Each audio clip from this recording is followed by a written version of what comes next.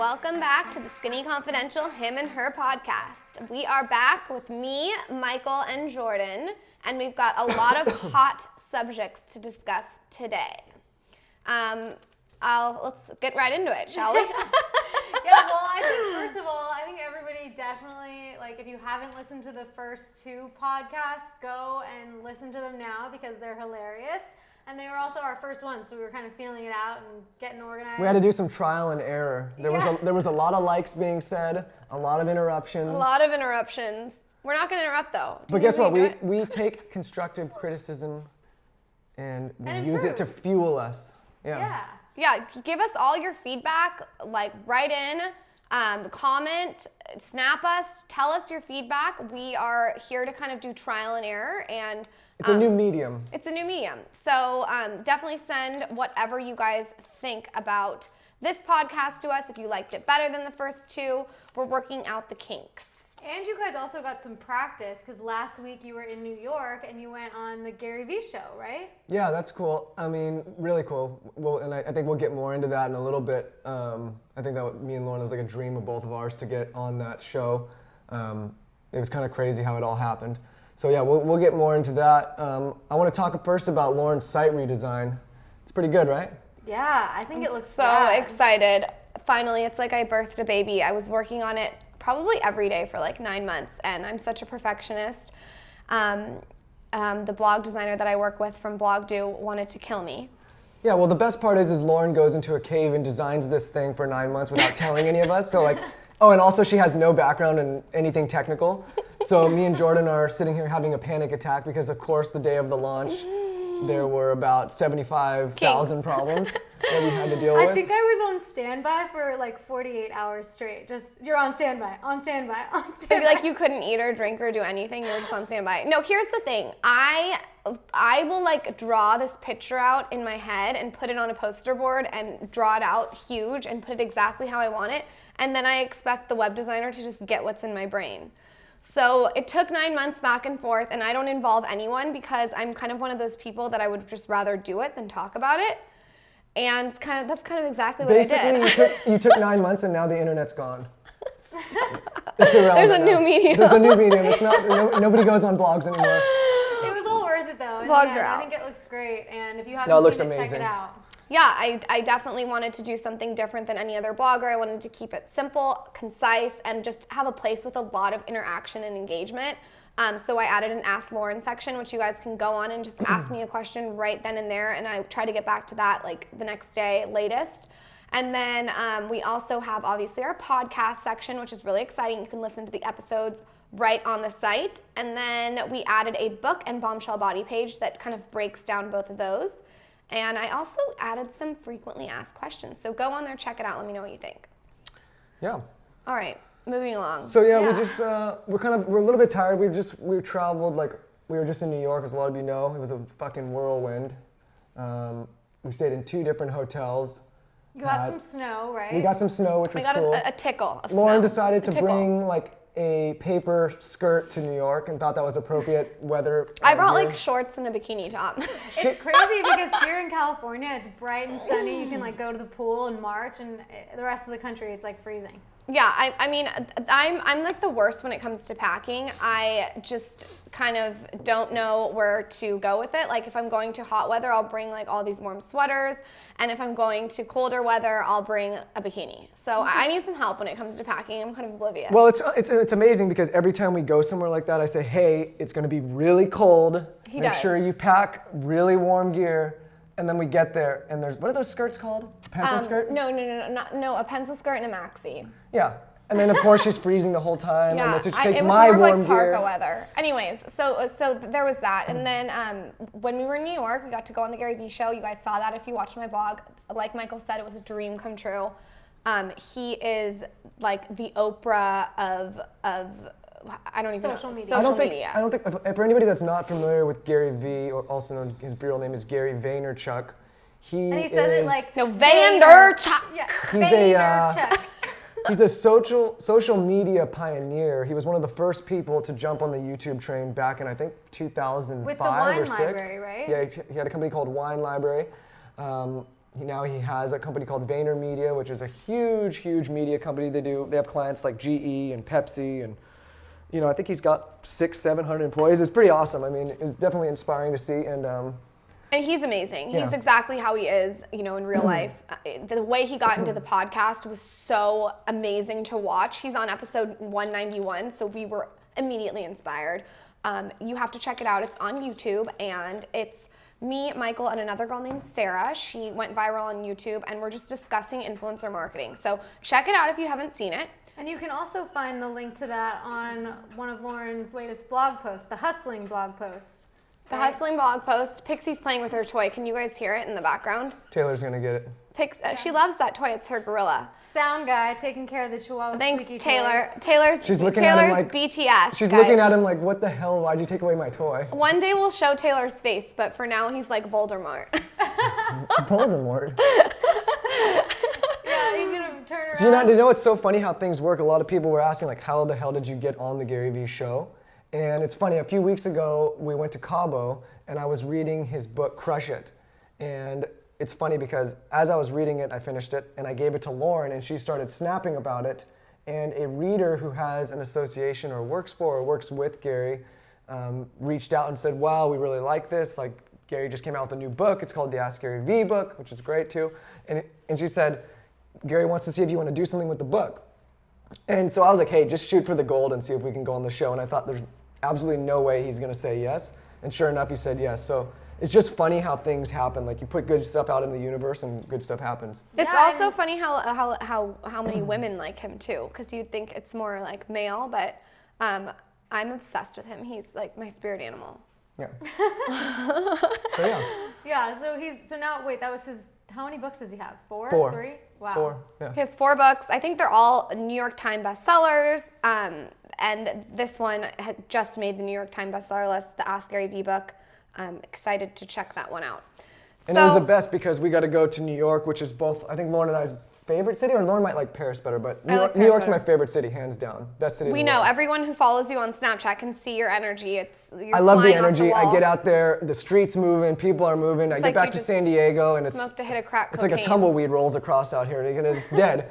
So I love it. If I didn't have these Chihuahuas and my business wasn't here, I would definitely be on the first plane, one-way ticket to New York City and never come back. Yeah, it's great for hustling. And so we went over to New York. We vlogged a little bit on the airplane over. Michael was, it's so funny, he was sleeping straight up. I haven't even told you this. What? You were sleeping straight up, like you were like sitting there. I wish I could show you guys what he was doing, but he was basically just had his eyes closed, like the perfect sleep face, like just perfect.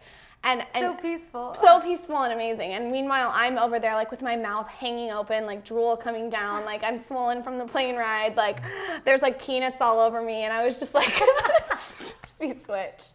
But anyways, we vlogged the whole experience. The vlog will be up. It's kind of a short one though, because I feel like we didn't have as much time. We were just really busy. We tried to vlog as much as we could, but we were really just moving the whole time. And we're always vlogging through Snapchat. Yeah. Okay, so let's get into the show. Jordan has some questions from some readers. Make sure, do you have their usernames so we can shout them out? Yeah, which by the way, good job guys. We got so many questions, so I had to pick my favorites. But again, if you want to send questions, send them either to anyone's Snapchat, or you can tweet them. That's probably the easiest way, to hashtag #AskHimAndHer. Yeah, and so you know, we have people that are checking it and constantly looking. So if you submit a question, it's a good chance that we will answer it. It might not be right away, but we will get to it. I'm actually picking some special readers too to come on and actually call in on the show, and we can talk on the phone. Oh, that'll be fun, right? Or Skype, not the phone. I'm like, I'm talking on the home line. Like, no, Skype. Okay, let's go. First question. So first question, and this was actually the first question ever that we received. So good job. At Joy Fetty asks, Lauryn and Michael, congrats on the podcast. What are your tips for interviewing people you look up to for your blog? This is an easy answer. It's just go for it. The worst someone can say is no. I have put myself in positions to ask huge name celebrities or models or influential people to be on my blog, and I have gotten no's, of course, but I've also gotten a lot of yeses. So my advice would be to find their email or find someone that works closely with them, reach out, and also don't just say what they can do for you. Gary Vee always says this, give them something that you can do for them. So whether that's blasting them out on social media, or talking about them on your podcast, or wearing their line in a fashion post, give them something that you can do for them too. So it's a win-win on both ends. So do you have anything to add? Yeah, I mean, I think that's a really good point. I think I don't have so much interviewing experience. I've never had to interview anybody, but in terms of just putting yourself out there and going for it, I mean, this thing we did with Gary Vee is a perfect example. If we would have not asked to go on the show, it would have never happened. I mean, whenever I'm negotiating in a business deal, like I always tell people, the worst that can happen is someone says no, and then you kind of figure it out from there. I think you just got to put yourself out there. You need to provide value. You need to not make it so much about you, but about them. And as long as it's a win-win for everybody, people are happy. I think if you make it so that it's a win-lose, or maybe you get something and they don't, you're gonna have a rough time.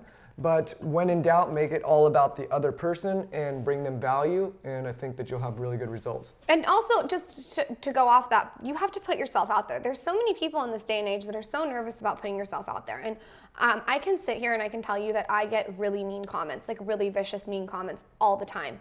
But I get 90% of comments that are amazing. So what I've chosen to do now is just focus on the positive, disregard the negative, and just keep forging forward. So put yourself out there. I mean, it's not fun for anyone to put themselves out there initially, but after a while, it just becomes a habit. So, okay. Confidence. Question 2. Okay, Chantal, her username is @eventsbychantal, asks, help, what if you have more than one dream? How can you pick one and know that it's the right one? Ooh. That's an interesting question. I don't think you can ever just pick one in anything and know it's the right thing. I think what you can do is pick what feels right for you. I mean, I'm not gonna go and start designing boats, right? I may have makes sense. I have a dream maybe of like wanting to own a boat at one point, but I know that it's not a possibility for me to go out and start designing boats. So I think when you're picking your dream, or I guess this is your passion, you need to cash in on what your passion really is and what your strengths are. I think a lot of people have been told wrongly that they can do anything and everything, and I think that's the wrong attitude. I think self-awareness plays a big role in this. I know that, Lauryn, for example, no matter how much I tell her to learn about accounting and profit and loss statements and balance sheets, Yawn. she's not going to get it, and that's fine because that's not her thing. So I think what you need to do is you need to cash in on what you're good at, you need to cash in on what your passion is and where you think you'll be the most effective, and then I think you need to go for it full force. So I'm hoping that answer, although vague, helps you drive into the direction of the dream that you're pursuing. I mean, and it's funny because you can do multiple things at once. Let's take Lauryn, for example.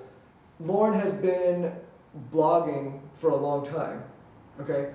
And she started blogging because she likes writing. So she took these two things, and she likes to have a public platform. So she took these two things where she wanted to go out there and she's like, I want to be a blogger, and the reason that it was congruous is she also likes writing. So when you take these two things, it kind of like develops that dream. Does that make sense? Yeah, totally. It actually reminds me of this like mind map. It's called mind mapping thing that I did.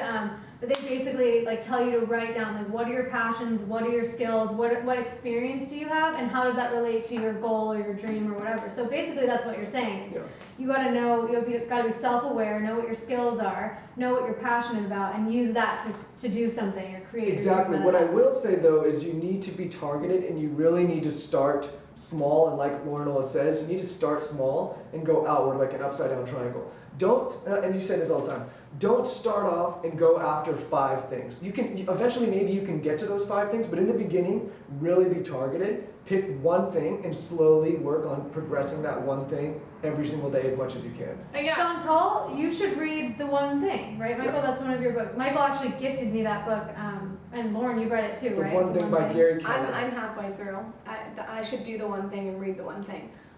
But I do think like the upside down triangle, like finding your one thing that you love and growing outward. So like I loved health and fitness to begin with, so I started with that, and slowly it became style, and then beauty, and then from beauty it became podcasts or whatever the order was. But there's nothing wrong with growing slow and being patient. And I'm telling you, and Gary says this too, I've never seen a person be very wildly successful who doesn't grow slow. So you don't need to do everything at once.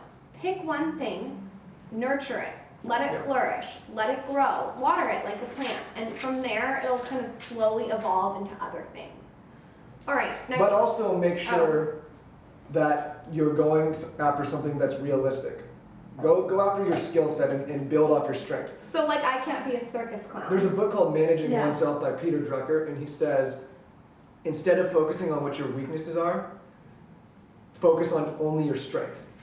He's saying that it's much easier to exponentially grow your strengths than it is to try to grow your weaknesses. Because I used that against you when you asked me to do accounting the other day. I said, I'm just focusing on my strengths today. Yeah. Perfect. All right, so next question, and thanks, Chantal, that was a great question. Stephanie, her username is @bananas&roses, and she asks, how do you balance authenticity and wanting to be inclusive to a wide range of readers? That is a great question. How do I balance authenticity and what? And be inclusive to a wide range of people or readers. I think that it's not really about the wide range. Maybe it was to begin with, but now what it's become is that I have just such an awesome group and community of readers that, and you say this all the time, Michael, instead of trying to reach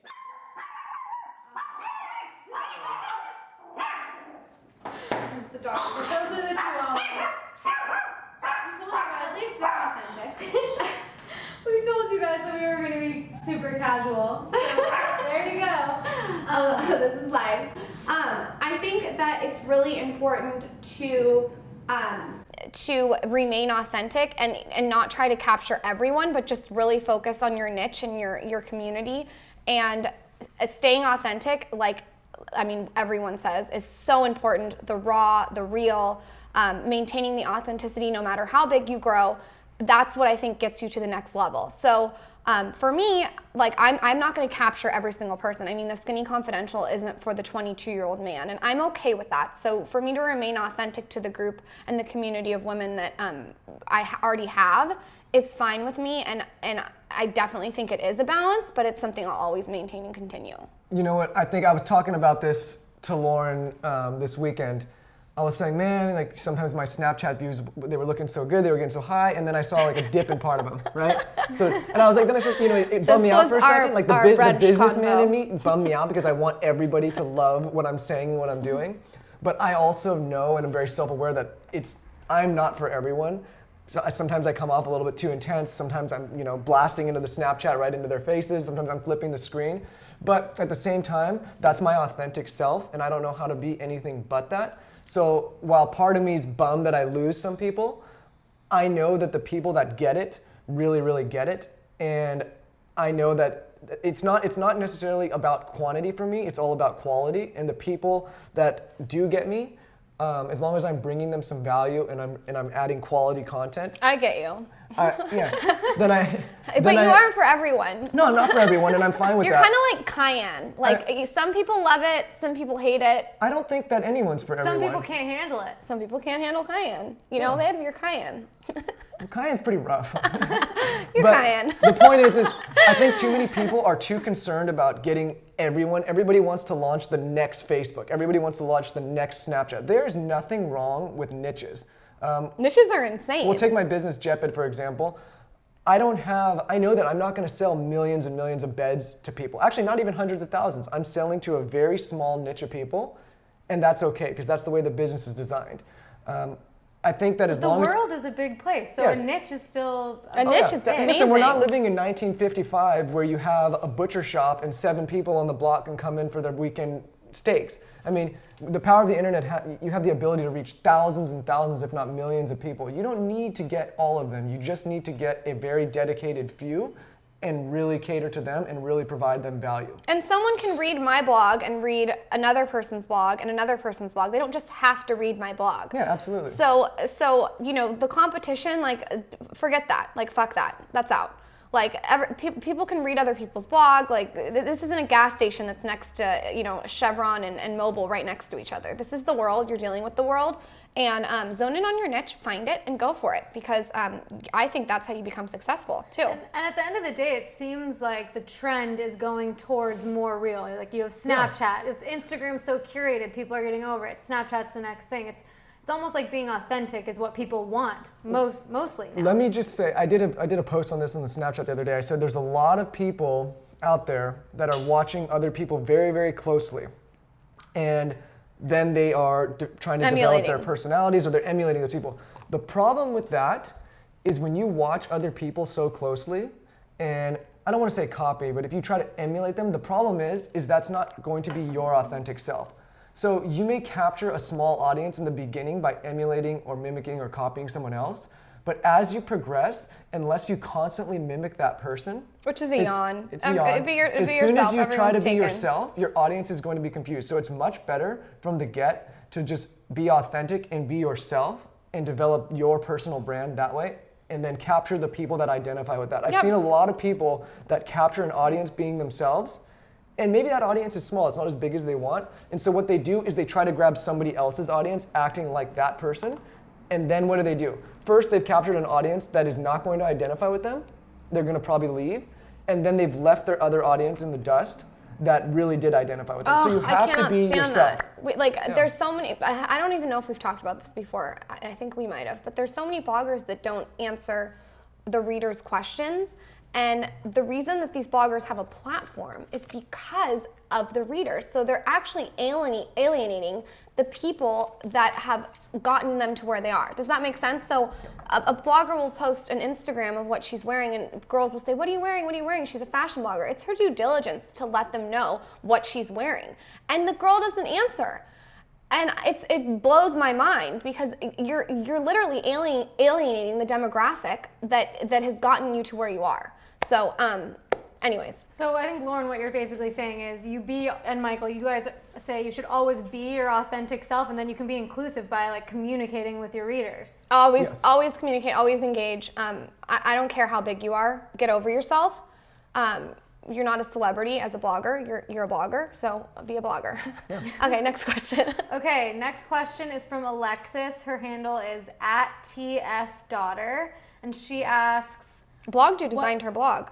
Oh, yeah. Cool. Yeah. Well, shout out to Alexis.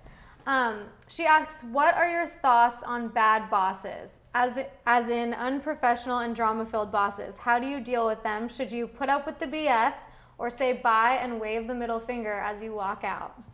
Ooh. Tell me how you really Lauryn, feel. Do you want to start, or do you want me to start? Well, I'm going to be honest here.